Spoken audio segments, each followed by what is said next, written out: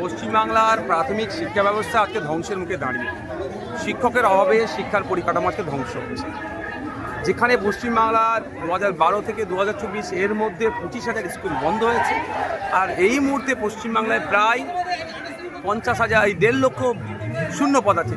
সে জায়গায় 2017 পরে 2022 দীর্ঘ দিন পরে যারা স্টেটে বসলো 6 লক্ষ প্রার্থী কন্টেস্ট করেছে, তার মধ্যে যারা পাস আউট হয়েছে তাদের ন্যায্য দাবি যে এই মুহূর্তে প্রাইমারি শিক্ষা ব্যবস্থাকে বাঁচাতে গেলে আপনার কম করে শূন্য পদের অন-থার্ড নোটিফিকেশান ঘোষণা করা দরকার। তার পরিবর্তে মাত্র 13,421।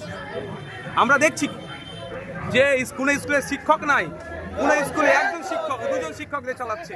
তো আমাদের ডিমান্ড প্রতিটা স্কুলে যে একটা করে টিচার দেওয়া হয়, তাহলে 49,000 50,000 হচ্ছে।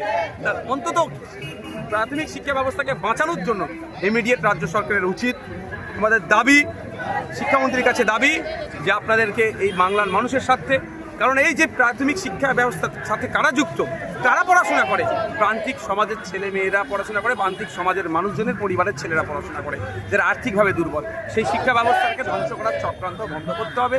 ইমিডিয়েট 50,000 নোটিফিকেশন জারি করতে হবে এবং দ্রুততার সাথে নিয়োগ করে প্রাথমিক শিক্ষা ব্যবস্থাকে বাঁচাতে হবে।